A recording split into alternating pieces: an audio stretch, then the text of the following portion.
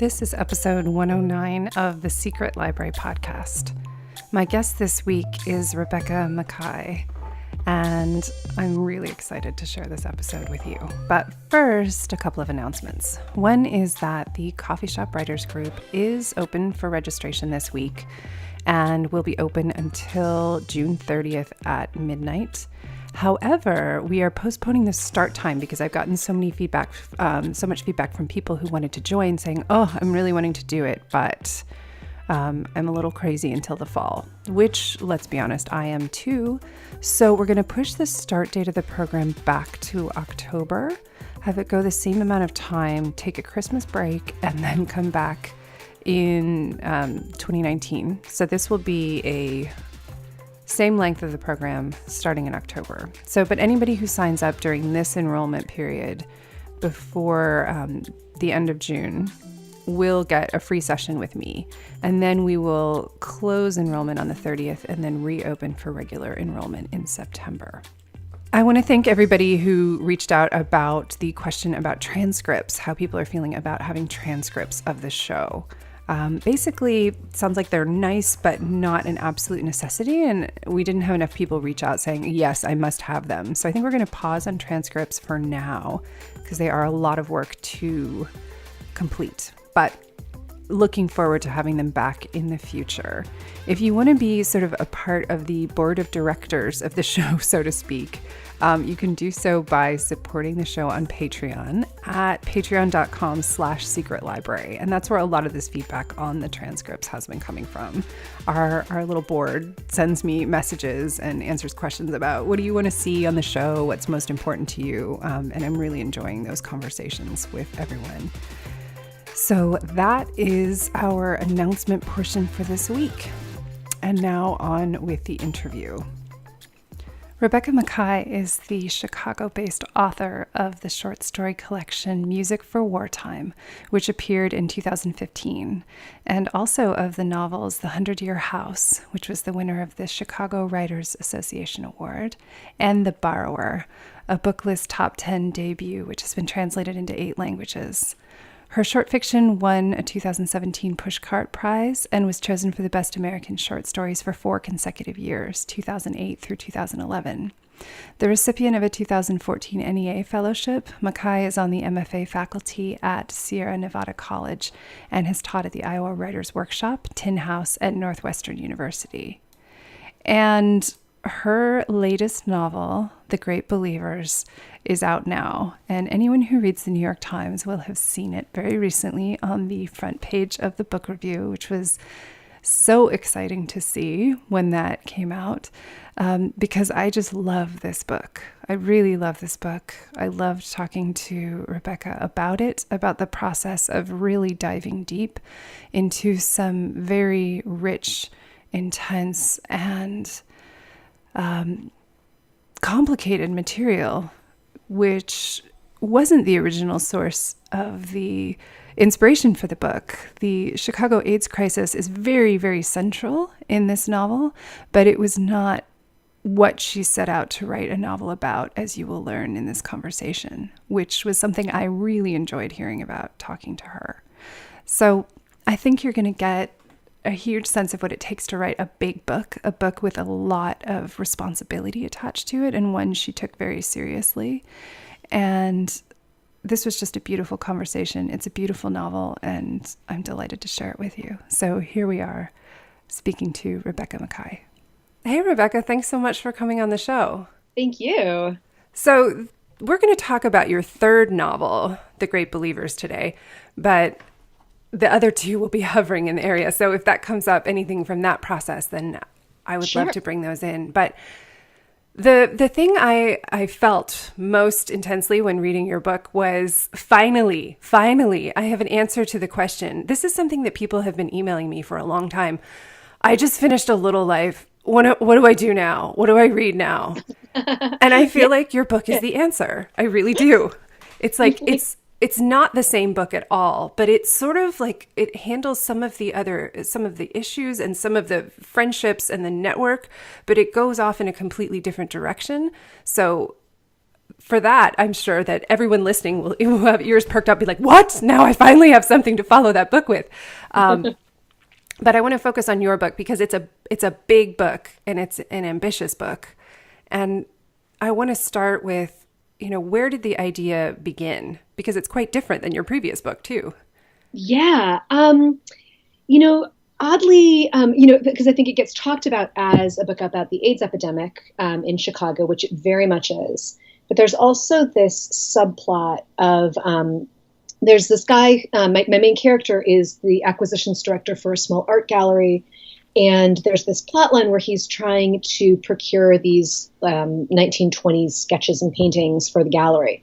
And it actually was entirely about that at first. Oh, interesting. I had this idea of this older woman. And the reason I chose the 80s was I figured she couldn't, if she was an artist's model in the 20s, she couldn't have lived much past the 80s. So I was like, okay, I'm going to set it in the 80s, I guess. And I had this woman who would be, trying to divest her, to give away her art collection to this gallery, and that there would be all these questions of the piece's authenticity and whether she'd actually made them herself in some ways, or if it was a fraud, or if they were real.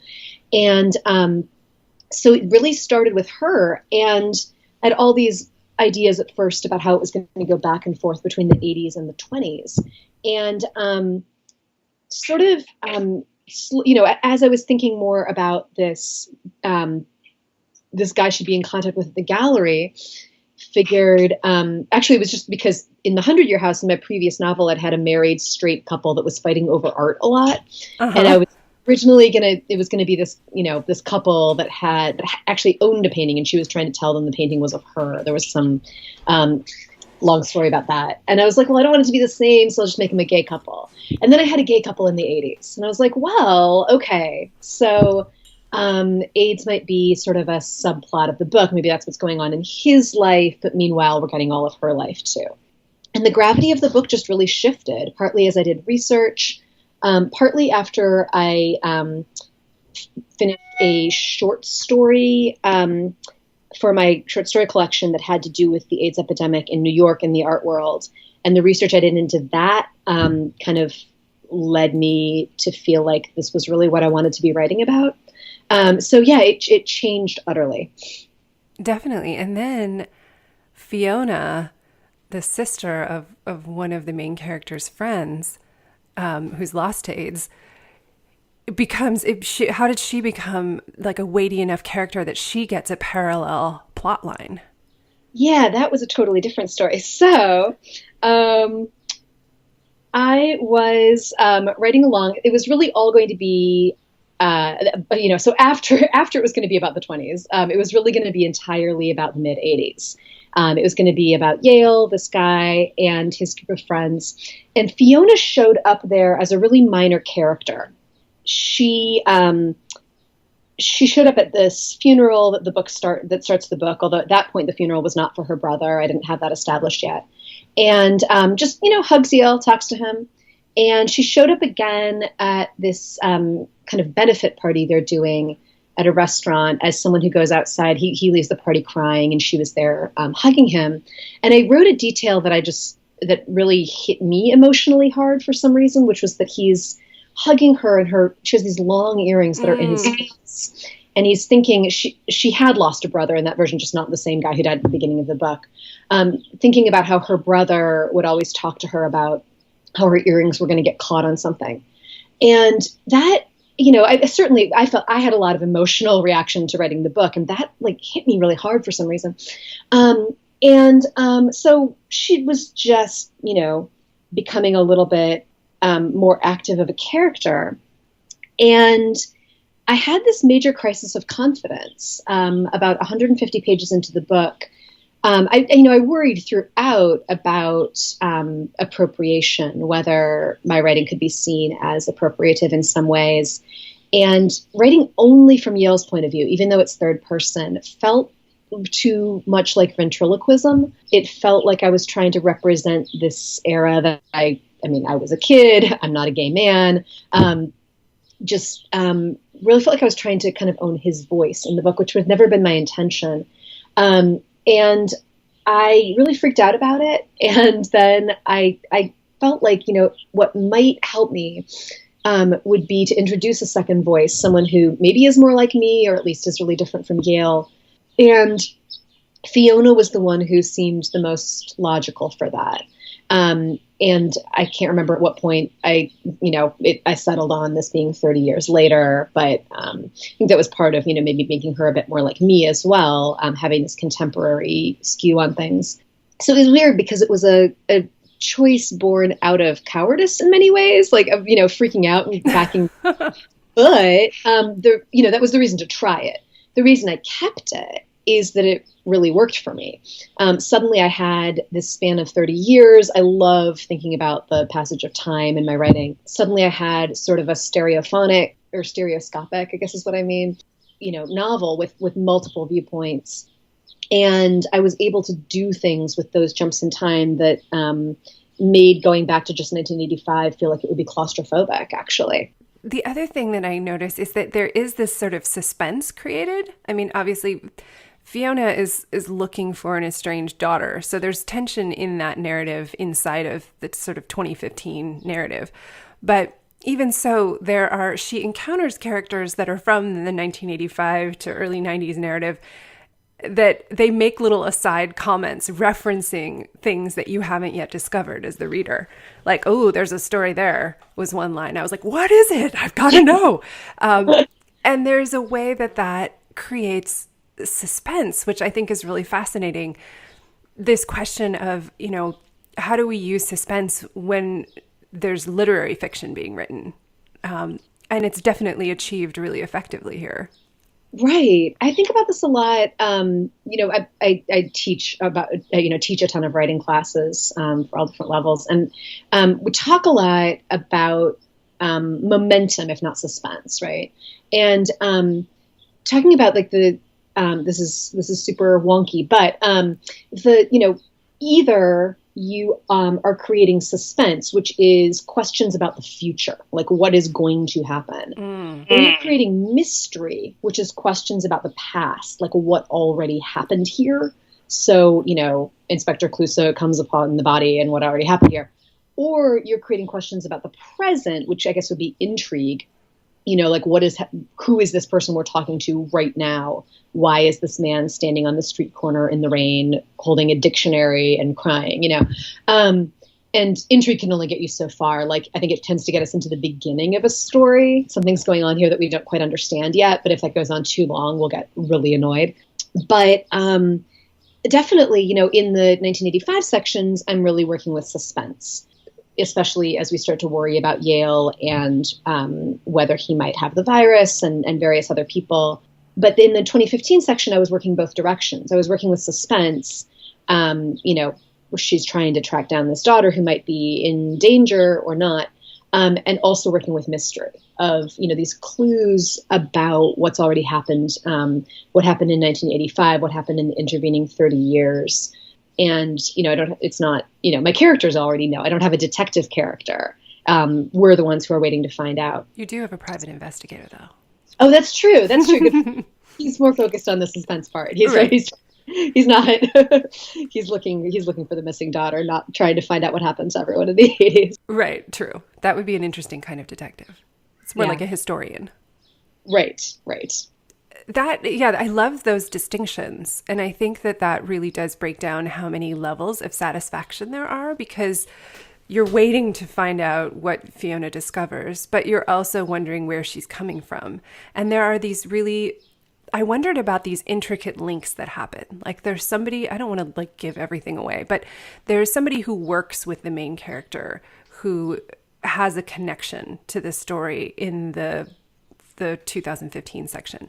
Are these things that you discovered as you were writing, or were they things that you sort of had in mind to plant in both places? I really discovered them. So I had certain characters in mind, and there is one in particular in 2015 who we might be surprised to see. I had certain characters in mind who I felt like were going to make it or not make it. in the 80s. And I had that idea even when I was only writing about the 80s. I felt like I needed to think a little bit about the randomness of who made it. And I didn't want it to be entirely logical, because it isn't logical. You know, a lot of these people I interviewed, they were like, I have no clue why I made it and my friends didn't. And so I wanted to think about that enough that I had sort of, if this makes sense, that I had plotted the randomness into the book. Because if I just let logic take its course, I would end up with characters not making it who were the least likely candidates to make it, and the characters making it who you kind of thought would because of their, you know, what we might perceive about their lives, et cetera, which is not in any way the way the virus works. Right. So I sort of, in order not to just fall to the most logical thing, I basically thought about it and started, you know, really tried to think about, you know, can I keep a couple people around who you would not think would have made it out? And can I do the inverse too, actually? So there was a bit of planning on that. But that said, sometimes, you know, it's not as if I'm not someone who thinks that your characters just talk to you and randomly tell you stuff and that you know, are at their mercy or whatever. I think people sometimes like to talk about that just to mystify the writing process, which is not helpful. But there were times when I was working in 2015 and it just felt like the right thing to have a character say about the past revealed something to me in that moment too. Maybe, you know, wasn't something I'd planned about someone having made it or not. And, you know, a lot of these people we learn about sort of in dialogue or through Fiona's thoughts in 2015. And it was just a matter of, you know, writing a sentence down, and that, you know, then seeing if I liked it or not, but that really determining a character's fate. Just this, you know, this kind of passing mention that she gives it in 2015 is not only what reveals that, but was for me the moment of decision. That's so cool. Well, were you writing it then the way that it appears in the book? Were you going back and forth, or were you writing the narratives kind of separately and then deciding how to intersplice them later? Right. Okay. So so I had gotten up to like 150 pages of just Yale.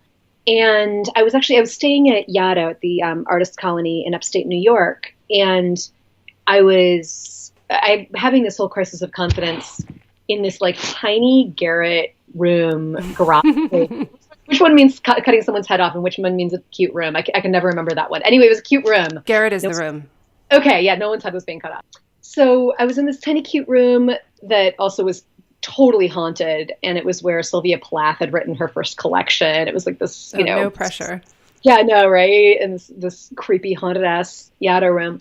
And then we were snowed in. There were just like feet of snow and icicles barring all the windows. And it was the end of my time there, and I'm having this just, you know, crisis about what I'm going to do with the book. And I did, sitting there in my last couple of days, I decided that I needed to do this with Fiona, and started plotting it out a little bit, but I didn't start writing. And then it wasn't until a little bit, that was like February. I experimented with it a little bit in March. I wrote like 3 chapters and got them sort of slotted in there, the first 3 Fiona chapters. And then, but at the, you know, Yale section hadn't even been broken up into chapters. It was just one big long thing, you know. Oh, wow. But I slotted Fiona in there, and then I do have an awesome writing group in Chicago, a bunch of other, maybe, I think there are 7 of us, kind of all at similar points in our careers. And I let them read basically the first 6 chapters, which was like Yale Fiona, Yale Fiona, Yale Fiona, not telling them that she was new and not telling them that this was all I'd written for her. So it was the first. So they had no previous exposure to the book. Exactly right. They'd never seen it. I might have told them a tiny bit what I was writing about, and they had plenty of notes. They're, you know, awesomely harsh critiquers, which I love. But nobody felt like Fiona didn't belong, or she was added on, or like this wasn't, you know, the point of the book. So that was really helpful for me as a litmus test. And then that summer, I just, you know, sort of kept trying to catch her up to where Yale was. So I could continue. And there was a lot of revising his sections then, calibrating, you know, what do we know from her versus what who have we met in 1985, 1986. So the back and forth between them was a lot of thought as well. And then, at the end, it's like you're revising it and you move one thing for a Yale chapter and then you have to move everything for a Fiona chapter 2 because otherwise we'll learn stuff too soon. Specifically with this one character who kind of resurfaces in Paris later, that person's plot line in the 80s had to happen at a certain point in order for that person's plot line in 2015 to make sense. I'm being really cryptic, but no, I think you have to be. Yeah. No, you really do. That's not something that is not a spoiler I'm willing to give away. No, of course not. I think it ends up, I mean, this is a weird comparison, but another mid-80s reference. It's sort of like a Back to the Future situation where like, if you travel to the future, you can change the past. And, is that going to change everything? I wonder if it sort of felt like that as you were calibrating everything. Did, yeah. I was thinking a lot about it's funny because it's a book in many ways about the passage of time and about, are we the same people we were 30 years ago? And it's not the main thrust of the book, but it's definitely thematic. And then I was, as an author, having to grapple with those same issues too, of like, the decision I made 30 years ago, which I actually just made 2 weeks ago, but the decision I made 30 years ago is totally affecting this right now. And I love that kind of thinking. I was talking to someone the other day about my childhood obsessions with not only Back to the Future, but Quantum Leap. Oh, yes. All the time travel stuff, all the thinking in weird ways about time, which, I'm at least the 100-Year House and this have been obsessed with in pretty major ways. And I think the next project that I'm working on is obsessed with too. Well, I think it's so fun to play with because there are small questions I think that we all ask. Like at one point, Yale, who's in a committed relationship in the first part of the book, says, he feels very dedicated to his partner, but he also says, he keeps saying, if the AIDS crisis wasn't happening, would you stay with me? And eventually, I mean, as I think is often the fate of people involved with paranoid partners, he's, this question repeated to him all the time. He's like, I wonder if that would be true. And you think about how all of the things that happened and how these people were so impacted by that experience changes them forever. Yeah, yeah. It's amazing to me how little the public imagination thinks about the height of the U.S. AIDS epidemic and how very much it is still affecting the lives, even just as aftershock of so much of the country. And it's, in some cases I've talked to people about what I'm writing, and they give me this sort of like, oh, I remember that time. That was so scary. And you can tell right away that they weren't involved with it in any intimate way. Right. It's like you just suddenly reminded them of some sitcom that was on in the 80s or something. Like that's the level of their reaction. Where plenty of other people, and it's been wild now to, as the early copies of the book are out in the world, to actually be hearing from some of them who've read the book beyond the people I interviewed for the book. People, coming up to me and saying, I lost, 16 friends, and I was, not necessarily people you'd think, older women who are now booksellers, it's often some of the people who read my book saying, I was in the theater scene in San Francisco in the 80s. I lost all of my friends. I was there in the hospital every day for 5 years. I still haven't dealt with it emotionally. So on the one hand, there are people who it's like a blip on the radar. On the other hand, there are people who, not necessarily the people that you would assume were affected, like the people still living with HIV, where it's obvious how that's impacted their lives. But the people walking around with these battle wounds that then have been, we aren't talking about nearly enough. Yeah, I think there's so many things that I think we have a tendency, I don't know, I think it's very American to be like, oh, press on, we're fine. I mean, it's different than the British stiff upper lip. It's more like, keep smiling.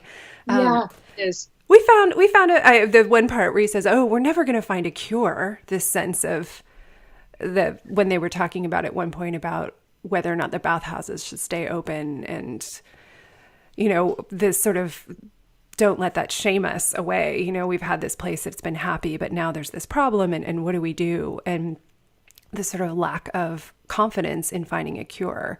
And what a different thing it is now for someone to find out. It's devastating, but it's not a death sentence like it was. But to think about all of these people and the pressure of testing and things happening in workplaces and all of it, it's just, I can't imagine the level of hysteria that people were dealing with on a daily basis. Well, and another difference is that now, if you got tested, it would be most likely that someone would have the virus. And, first of all, there are all the treatments, but also there's a very, very long period of time before, there's usually at least 5 years, even if someone were unmedicated completely, there are at least 5 years before that turns symptomatic. But what was happening in the 80s is people had the virus already for years without knowing it. So when there was that diagnosis, and there, we'll see exceptions to this rule within my book, because it was the start of the testing era. So sometimes people were getting tested and then did have a long time. But at the beginning of it, especially before the test came out in 1985, you're finding out days, weeks, months before you die. And, that's another major difference between, the way that this virus is managed now and the way that it hit people then. Absolutely. So you talked about, you started with this art collector who's gathering a collection and for an art gallery, and then, they ended up being gay, and it was in the 80s.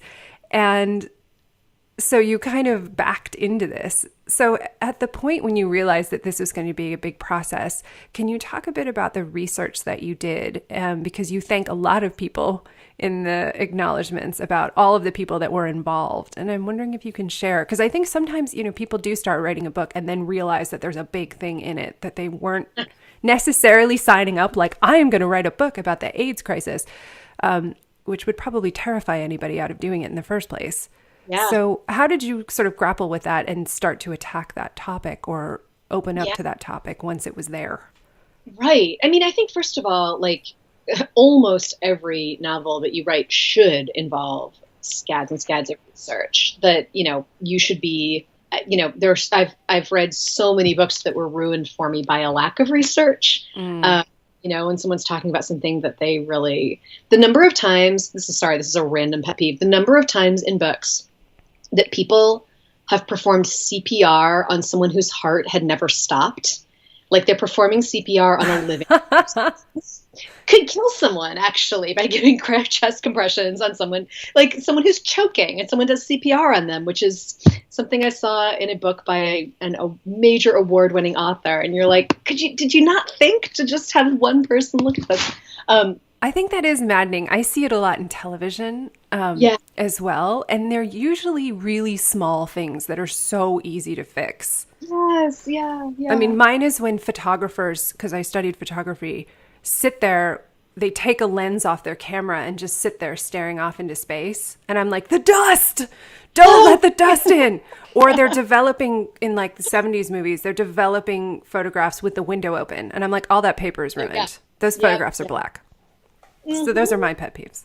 Oh my gosh. And that's that I'm sure that I've made mistakes. I'm sure that, because I mentioned so many things and so many details and specific bars and, et cetera, et cetera, et cetera. I'm sure, and the medical stuff, I'm sure that I've gotten some things wrong and that I'll hear about it, and that hopefully we'll, if that's the case, that we'll fix it. But, you can always fix it by the paperback. But True.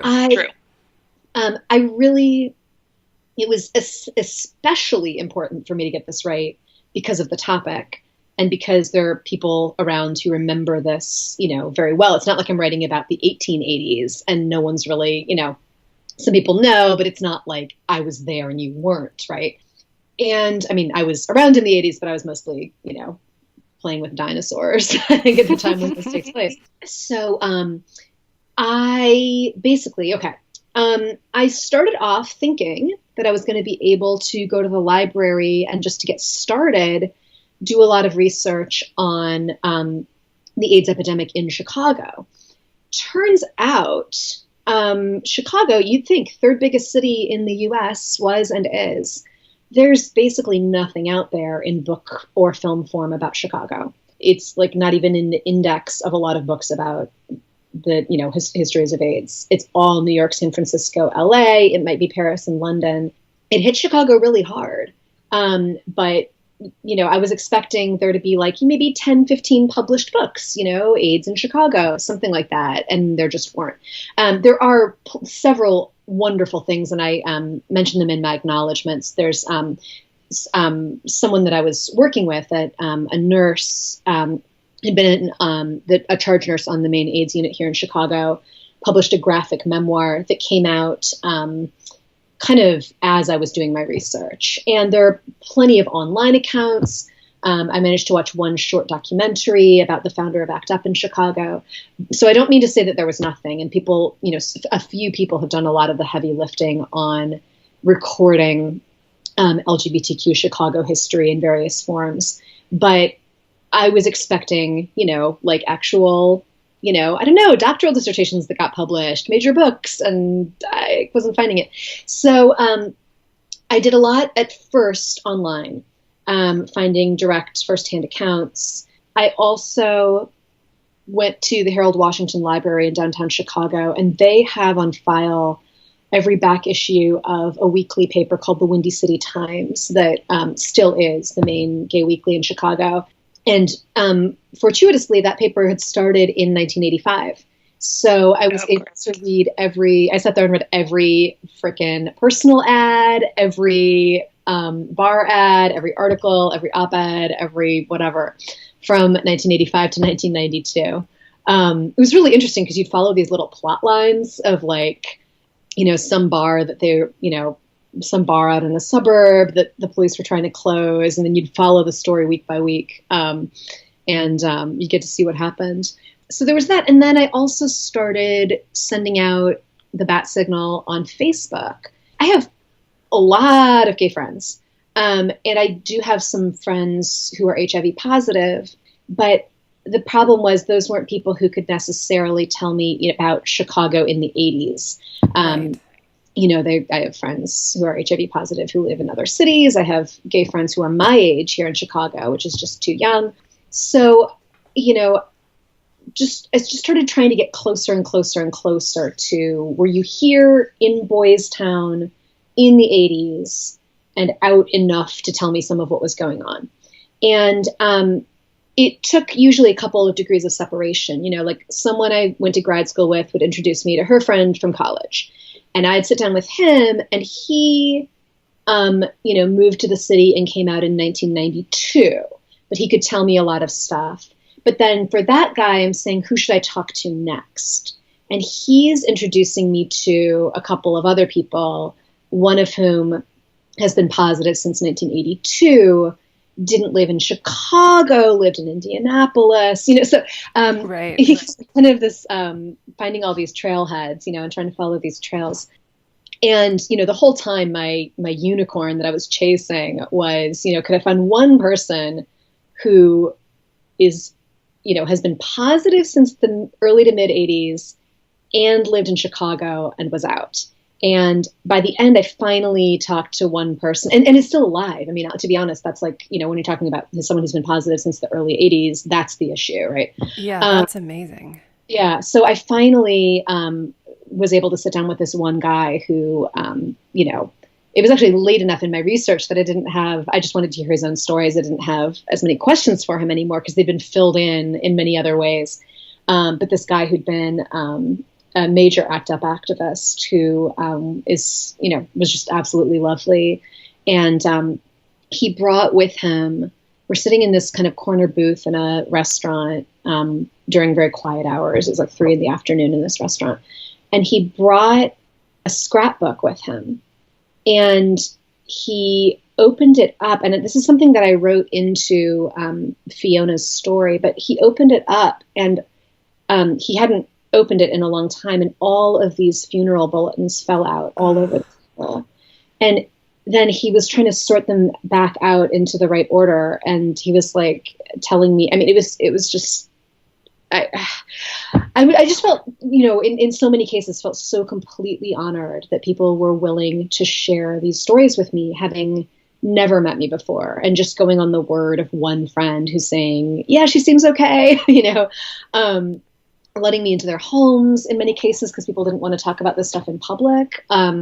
Talking to me within like 5 minutes of meeting me, talking with me intimately about their sex lives, which wasn't, I was never going to ask those questions, but it's often part of the story and was volunteered, and talking about people they'd lost. And there were many times people started stories and then couldn't finish them. But the thing is, in the end, I'm really grateful. Two things. Someone does need, first of all, to write the nonfiction account of AIDS in Chicago, like the big, massive tome, with the huge bibliography and everything, because I haven't written it. I've written fiction.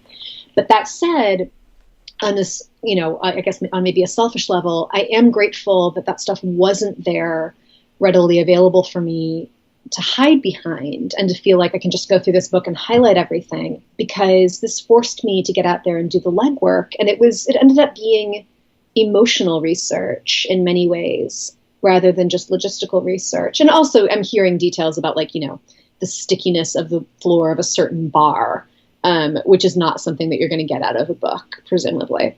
Yeah, certainly not a biography. No. That's amazing. I think that's true. I mean, I think that there's something intimidating about writing about topics that requires you to get that close with people, but it can be the most satisfying part of it. Yeah. How long did the process take from when you sort of realized the AIDS crisis was going to be part of the book to kind of finding all of the people that you talked to? Yeah, that's a good question. I don't have a really clear memory on it. I know that I started writing the book in the spring of 2014, but it was a very slow start. And okay, no, I can put this together. I put this together by different residencies because I have young kids, so not a lot got written at home. It all gets written in these chunks at certain residencies. So fall of 2014, I was really digging into the online research. I know that. And so I think it was of 2015 and early 2016 that I was doing all these interviews and doing things like, going and reading the Windy City Times. So it was about, maybe about 6 months of kind of writing without the direct research, and then a year and a half of, it's not like I, constantly researched for a year and a half, but spread out over that year and a half, meeting with people, getting their stories and things like that. Yeah, I think it's important to know that it takes this time, because I think people always want things to go quickly, but sometimes that's really difficult when you're doing this kind of work. And it's a novel. It's going to take you 5 years to write no matter what, right? So I should add, the other thing that's really important to me is that I had several people read it for accuracy and just tone after it was done, but before my editor saw it. So I had, it was, kind of really strategic in who I chose, because you can't have too many people read it. But one guy who's just a fantastic writer has, has been out and gay in Chicago since the 80s, and has done a lot of stuff on LGBTQ history in Chicago. So he read it. Another guy who was a lawyer who was also part of that community, but was helping me with some of the legal stuff. And I wanted to make sure I got that right. But he was also calling me out on floor stickiness and things. And then this nurse, this AIDS nurse who could tell me if I messed up any of the medical things, which it was funny. I'm sure I've still made mistakes, but I've been so careful in researching all the medicines and all the diagnoses and everything. And those weren't the issue, but the thing she caught was that I had someone who'd just been sedated or something sitting up to try to take a sip of water. And she's like, no. She's like, you give them water on a little sponge on the end of a stick. And I was like, that is amazing. And I need to use that. And I can't believe I almost missed that. So she, things like that. Yeah, I think those are the things that it's easy to miss, and the things that really make impact when you get them right. Yeah, I hope so. Definitely. I think that's great to hear all of those parts of it. So I was interested too in the timeline because of the choice for the more contemporary part to to be set in 2015? Because there's always this challenge when you're publishing a book, and there's the time in which you're writing it and how long that takes, and then the time in which it comes out. And so there's this 2015 was the writing future. it in 2015. Okay. So I was at an artist colony again, because that's the only way I get any work done. And I was, I work a lot in Google calendars, which is really geeky, but kind of plotting out what happened on what days using a Google calendar. And I'd actually, for 1985, I'd like scrolled back a lot of years till the days of the week matched the days of the week in 1985. Oh, awesome. Yeah, but I was, it's really funny because it's in my own major, if I have all my calendars turned on in my own Gmail calendar, that stuff will come up. And so if I'll search for something, and it, I'll be like, search for some keyword, often having something to do with Chicago, and it'll take me back to like this fictional event from 1985, and it's like Yale does this. It comes up in my search results. That's awesome. Like it, I want to keep it there forever. But anyway, I was working it was the fall of 2015, and I was writing the fall of 2015, and then the fall of 2015 in Paris turned out to be kind of cataclysmic. That happened as I was writing. Like I was trying to write it for like, the days that I was writing. Like I'm going to write Tuesday on Tuesday, and I'm going to write Wednesday on Wednesday. And then this stuff happened. And I was then left with the decision of, am I going to move this all, which there's so much math involved in doing a novel. Just, how old different characters are, and having to go back and redo, if I moved this by a year or two, is her daughter a different age? Was she born at a different time? If she was born at a different time, that affects a lot of stuff later in the novel. Or do I leave it where it is and somehow write that stuff into the book?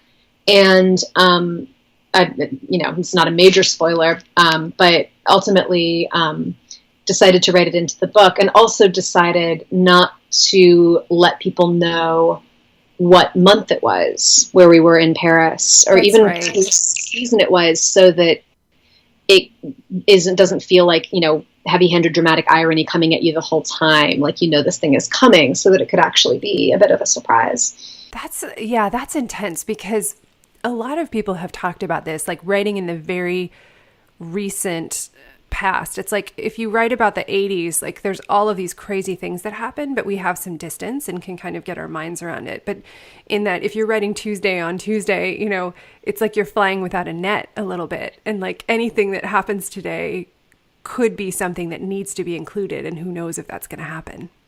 Yeah. And I thought about, at the time I was like, well, I always had the option to make it 2016. And then, I didn't have a whole other issue.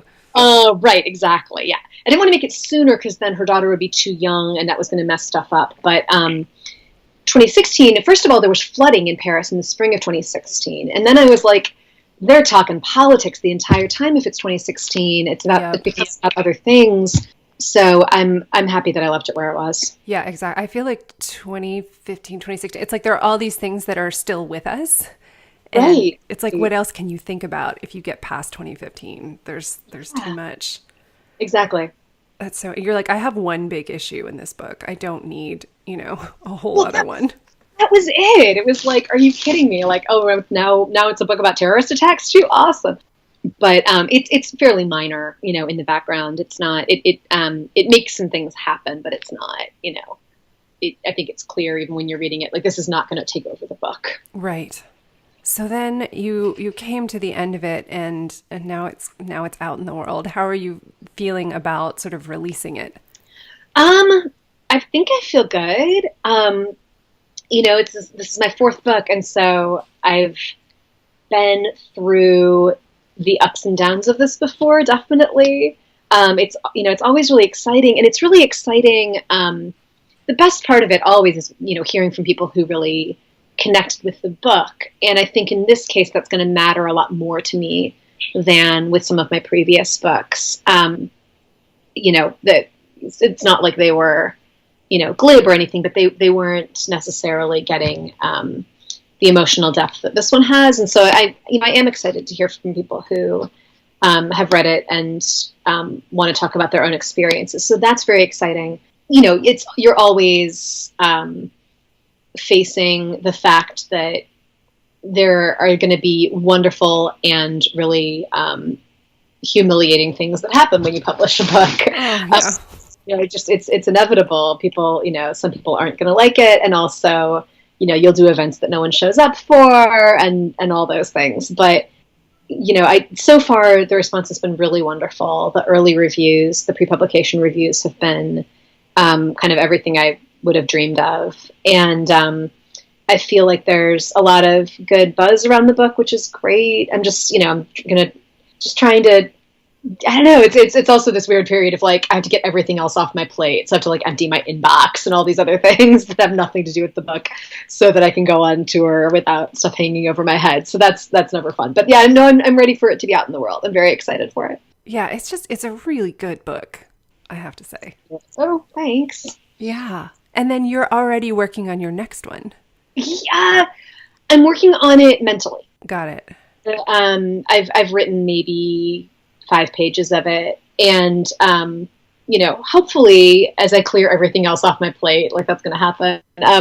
But kind of trying to prioritize that stuff, but then hopefully we'll be able to really dig into it this summer. But I'm very excited about that too. That's perfect timing. You get a little bit of a break from teaching and have some space.